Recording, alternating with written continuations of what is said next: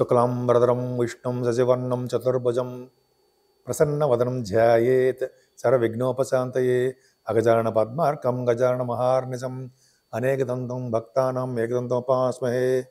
ఓం గం గణపతయే నమః. ఓం శ్రీమాత్రే నమః. ఓం శ్రీ గురుభ్యోం నమః. మా ఆది ఆస్ట్రాలజీని చూస్తున్నటువంటి మీ అందరికీ, అలాగే విదేశాల్లో కూడా ఉంటూ నన్ను ఎంతగానో ప్రోత్సహిస్తూ, విదేశాల్లో వాళ్ళే కదండి, మీరు కూడా నన్ను ఎంతగానో ప్రోత్సహిస్తూ, అలాగే నా వీడియోలు కూడా చూస్తూ నన్ను ఎంతగానో ప్రోత్సహిస్తున్నారు. సో మీరందరికీ పేరు పేరున నా హృదయపూర్వక నమస్కారాలు. ఇప్పుడు మనం 12 రాశుల వాళ్ళకి మకర రాశిలో సూర్య భగవాను ప్రవేశించినప్పుడు కలిగే ఫలితాలు ఎలా ఉంటాయి తెలుసుకుందాం. దానికంటే ముందర ఏంటంటే, మీరు మీ జాతకాలు తెలుసుకోవాలన్నా, లేదా మీ ముహూర్తాలు పెట్టించుకోవాలన్నా, ముఖ్యంగా ఏంటంటే మీ జాతకాలు తెలుసుకోవాలనుకుంటే date of birth, time of birth, place of birth ఉండాలి. సో మీకు ఏమి ప్రాబ్లమ్స్ ఉన్నాయి, వివాహం ప్రాబ్లమ్సా, లేకపోతే మ్యాచింగ్ అంటారు సార్, వధువు యొక్క జాతక మ్యాచింగ్, అది తెలుసుకోవాలన్నా, అలాగే ఇదంతా కూడా మకర రాశిలో ప్రవేశించినటువంటి సూర్యభగవానుడు కాబట్టి ఉత్తరాయణ పుణ్యకాలం. ఈ పుణ్యకాలంలో వివాహ శుభకార్యాలు జరుగుతాయి, వివాహాలు, ఉపనయనాలు, అలాగా గృహప్రవేశాలు, ఇలాగ అన్నీ మంచి మంచి కార్యక్రమాలు జరుగుతుంటాయండి. ఒకవేళ మీరు మా ఆది ఆస్ట్రాలజీ తరపున, నేను మీ వాడ్రే ఆదినారాయణరావు, మీరు నాకు పంపిస్తే మీ డీటెయిల్స్ కానీ ఏమైనా మీకు తెలుసుకోవాలనుకుంటే, అది ముహూర్తాలు కావాలన్నా ఇవన్నీ తెలుసుకోవాలనుకుంటే మీరు నాకు పంపిస్తే నేను తప్పకుండా ముహూర్తాలు పెట్టడం కానీ, మీ జాతకాలు చూడడం కానీ అవన్నీ చూస్తానండి. నాకు 35 సంవత్సరాల అనుభవం ఉంది. నేను కాస్ట్ అకౌంటెంట్ అయినా, CMA చేశాను, అకౌంట్స్ ఆఫీసర్గా గవర్నమెంట్ ఆర్గనైజేషన్ చేశాను. ఆ పక్క పెడితే నాకు కొద్దో గొప్ప దీంట్లో కొద్దిగా అనుభవం ఉంది కాబట్టి మీకు కావాలనుకుంటే, ముహూర్తాలు పెట్టించాలనుకుంటే నాకు ఫోన్ చేయండి. ఒకవేళ నేను షూటింగ్స్లో ఉంటే నేను ఫోన్ లిఫ్ట్ చేయలేకపోవచ్చు, సైలెంట్లో ఉంటుంది.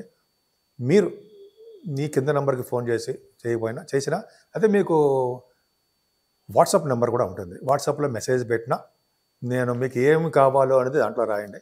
రాస్తే నేను తప్పకుండా ఈ షూటింగ్స్ అన్నీ అయిపోయిన తర్వాత కూడా నేను ఫోన్ చేసి మిమ్మల్ని పలకరిస్తాను. మీకు ఏం కావాలో కూడా అడుగుతాను. సో మీకు ఏమైనా కావాలనుకుంటే ఈ కింద నెంబర్కి ఫోన్ చేయండి. ఇప్పుడు మనం మకర రాశిలో సూర్యభగవానుడు ప్రవేశించినప్పటి నుండి 12 రాశుల వాళ్ళకి ఎలా ఉండబోతోంది, బ్రహ్మాండంగా ఉండబోతుందండి. అంటే సూర్యభగవానుడు యొక్క పవర్ ఎలా ఉంటుంది, జనవరి నుంచి ఇలా ఉండబోతోంది తెలుసుకుందాం.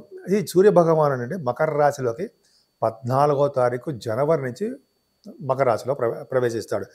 12వ తారీఖు ఫిబ్రవరి వరకు కూడా మకర రాశిలోనే ఉంటాడు ఆయన. సో ఈ మకర రాశిలో ఉండడం వల్ల 12 రాశుల వాళ్ళకి ఫలితాలు ఎలా ఉంటాయో తెలుసుకుందాము. సూర్యభగవానుడు గురించి సింహరాశిలో ఎలా ఉంటాడు. సూర్యభగవానుడు సింహరాశిలో కదండి, సింహరాశి వారికి మీ సూర్యభగవానుడు అంటే మీ రాశ్యాధిపతి, సింహరాశి వాళ్ళకి రాశ్యాధిపతి రవి. ఆ సూర్యభగవానుడు మకర రాశిలో ఉన్నప్పుడు ఇలా ఫలితాలు ఉంటాయి. 14 జనవరి 2025లో పగలు 2:45 ఆయన మకర రాశిలోకి వస్తాడు. ఆ రోజు చేసే దానాలు అవన్నీ చివరిలో చెప్పుకుందామండి. అసలు మీ మకర రాశిలోకి రావడం అన్న సూర్యభగవానుడు 6వ భావం అవుతాడు మీకు. సో 6వ భావంలో ఉన్నటువంటి సూర్యభగవానుడు ఎటువంటి ఫలితాలు ఇస్తాడు అంటే అద్భుతమైన ఫలితాలు బ్రహ్మాండంగా ఉండబోతున్నాయి. అసలు ఏంటంటే ఎంతో మేలు చేస్తాడండి. ముఖ్యంగా అసలు యాక్చువల్ అంటే శత్రుక్షయ, పౌత్ర దర్శన, మతిమాన్ బలవాన్. అంటే ముఖ్యంగా 6ఇంట గనక సూర్యభగవానుడు ఉంటే శత్రునాశకుడు అని అంటాం. శత్రువుని జయించేవారు. అంటే మీకు శత్రువులు అనేవాళ్ళు ఉండరు. అంటే శత్రువులు ఉన్నా వాళ్ళు మిత్రులు అయిపోతారు. అలాగే పౌత్ర దర్శన అంటే యాక్చువల్గా ఏంటంటే మనవలను చూసేవాళ్ళు అవుతారండి. మనవలను చూస్తుంటారు మీరు. మనవల్ని అంటే చూస్తుంటారంటే అంతకాలం మీరు ఉంటారు. ముని మనవలను కూడా చూస్తారు. పౌత్ర దర్శన అంటే మనవలను చూసేవాళ్ళు కూడా ఉంటారు. 6వ భావంలో అంటే మనవలను చూసేవాళ్ళుగా ఉంటారన్నమాట మీరు. అలాగే మతిమాన్ బుద్ధిమాన్ అంటే బుద్ధి బలం కలిగే వాళ్ళు, మంచి జ్ఞాపశక్తి గలవారుగా ఉంటారు. ముఖ్యంగా శత్రువుల్ని జయించేవారుగా మీరు ఉంటారండి. అన్ని రంగాల్లోనూ విజయం సాధించేవారుగా ఈ నెల్లాళ్ళు కూడా మీ రాశి వాళ్ళకు ఉంది. అంతేకాదండి, 6వ భావంలో సూర్యభగవాన్ ఉండడం వల్ల మేనమామలు వృద్ధి అవుతూ ఉంటారు. వాళ్ళకి చాలా బాగుంటుంది. మీ మేనమామలకి, ఆడవాళ్ళకి కూడా చెప్తాను, మీ మేనమామలకి చాలా చాలా బాగుంటుంది. అలాగే ప్రభుత్వ రంగ సంస్థల్లో అంటే గవర్నమెంట్ ఆర్గనైజేషన్లో ఉద్యోగాలు రావడానికి కూడా అవకాశాలు ఎక్కువ ఉంటాయి. 6వ భావంలో రవి ఉద్యోగ ప్రాప్తి ఇస్తాడండి. సూర్యభగవానుడు అంటే రవి అంటే సూర్యభగవానుడు. ఉద్యోగంలో గవర్నమెంట్ ప్రొఫెషన్‌లో ఉండడానికి అవకాశం ఉంటుంది. ఏ చిన్న గ్రూప్స్ రాసినా, సివిల్ సర్వీసెస్ గానీ, నాకు గుర్తుని చెప్తున్నాను అనుకోండి, ఇవన్నీ రాసినా కూడా మీకు బాగా డెవలప్ అవుతారు. అన్నిటికంటే ముఖ్యం రాజకీయ నాయకులకి. రాజకీయ నాయకులు అంటే పొలిటికల్ రంగంలో ఉన్న వాళ్ళకి విశేషమైనటువంటి ఫలితాలు కలుగుతాయండి వాళ్ళకి. అంటే పదవులు రావడము, వాళ్ళ మాటకి ఎదురు లేకుండా ఉండడము. కొన్ని చిన్న ప్రాబ్లమ్స్ మనకు ఉన్నా పక్కకు పెడతాం. సూర్యభగవానుడి గురించి చెప్పుకుంటాం కాబట్టి అంటే పవర్ బాగా ఉంటుంది. నాయకత్వ లక్షణాలు, నాయకత్వ లక్షణాలు అంటే సరే పవర్ అది ఉంటుందన్నమాట వాళ్ళకి. బాగా రాజకీయ రంగంలో పదవులు అలంకరించడం అంటారు కదా, పదవులు రావడం జరుగుతుంది. ఇంకా ఆరభవంలో రవి ఉంటే విదేశాలు సంచరిస్తారంటే మీరు. విదేశాల్లో వెళ్ళడము, విదేశాల్లోనే బాగా ఉన్నతంగా రాణించడము, విదేశాల్లో పదవులు రావడము, ఇవన్నీ ఉంటాయండి. పోటీ పరీక్షల్లో మీరు విజయం సాధిస్తారు. ఇప్పుడు ఏదైనా ఎగ్జామ్స్ రాస్తున్నారనుకోండి, ఇప్పుడు సివిల్ సర్వీసెస్ కానీ, మీ గ్రూప్స్ కానీ, అయితే మీ ఎగ్జామ్స్ మీరు చదువుకున్న ఎడ్యుకేషన్ ఇచ్చే ఎగ్జామ్స్లో కూడా మంచి ఉత్తీర్ణతతో కలిగినటువంటి మార్కులు రావడానికి అవకాశం ఉంది. స్పోర్ట్స్ రంగంలో కూడా వాళ్ళు విశేషంగా రాణిస్తారు, ప్రతిభ కనపరుస్తారు, సక్సెస్ అవుతారు అనడంలో సందేహం లేదండి. వీళ్ళు నిరంతరము కృషి చేస్తారు, నిరంతరము ఆనందంగానే ఉంటారు, ఉత్సాహంగా ఉండడానికి అవకాశాలు ఎక్కువ ఉన్నాయి. ఎప్పుడు వీరు నిరంతరము దానగుణం ఎక్కువ అండి. మీకు నిరంతరము దానం చేస్తూనే ఉంటారు. దానపరులు అంటారు సరే, అలా దానం చేసే వాళ్ళకి మీ వంశం మొత్తం తరిస్తుంటాయి. నెక్స్ట్ వచ్చే జన్మలో కూడా మీకు చాలా మంచి ఫలితాలు ఉంటాయంటారు. అందుకని మీరు ఐశ్వర్యవంతులుగాను, మంచి బలవంతులుగాను, బహుపుత్రులవంతులుగాను మీరు ఉంటారు. ఎంత బాగుందండి. ఆరభవంలో రవి, పైగా ఈ ఆరభవంలో సూర్యభగవాన్ ఉన్నప్పుడే స్టాంపింగ్, విదేశాలు వెళ్ళడానికి స్టాంపింగ్ అవ్వడము, అంటే విదేశాలు అంటే తెలుసు కదా, ఆ స్టాంపింగ్ అవ్వడము, H1 వీసా రావడము, అక్కడ గ్రీన్ కార్డు, అవన్నీ సూర్యభగవాన్ యొక్క పవర్లోనే ఉంటుందండి. ఆయన చాలా బాగుంటుంది. సినిమా రంగంలో వాళ్ళు కూడా అనుకూలవంతమైన కాలము, అనుకున్న పనులు ధైర్యంగా విజయం సాధించడానికి అవకాశాలు ఎక్కువ ఉన్నాయి. ముఖ్యంగా అన్ని రంగాల్లో సాఫ్ట్వేర్ రంగం ఉంటాము, వీరందరికీ కూడా మంచి అవకాశాలు అంటే అవకాశాలు అంటే వాళ్ళకి డెవలప్మెంట్స్ ఎక్కువ ఉంటాయి. ముఖ్యంగా ఈ నెల మొత్తం కూడా, ఈ నెలలో 14వ తారీఖుని సూర్యభగవానుడు మకర రాశిలో ప్రవేశిస్తున్నాడు. అంటే ఈరోజు చేసేటువంటి స్నానాలు, దానాలు అత్యంత ప్రాముఖ్యత ఉందండి. మీరు ఏమాత్రం అవకాశం ఉన్నా గంగా స్నానం కానీ, గంగా నది స్నానము, సముద్ర స్నానాలు, అలాగే సరయు స్నానాలు, యమున నది స్నానాలు కానీ, లేకపోతే త్రివేణి సంగమ స్థానాలు. అబ్బా ఎంత అద్భుతం అండి. త్రివేణి సంగమాలు చేయడం అంటే 3 నదుల యొక్క కలయిక, అక్కడ స్నానాలు పుణ్యం కదండి. అంటే మన ఇంట్లో దగ్గరలో నదులు, లేకపోతే మన ఇంట్లోనే స్నానాలు చేయడం వల్ల తెల్లవారుజామునే చేస్తే చాలా మంచిది. అలాగే ఈరోజు చేసే దానాలు అత్యంత ప్రాముఖ్యత ఉందండి. దానాల కంటే ముందర ఏంటంటే, మీరు స్నానాలు చేసిన తర్వాత సూర్య భగవానుడికి 11 సార్లు అర్ఘ్యం సమర్పించాలి.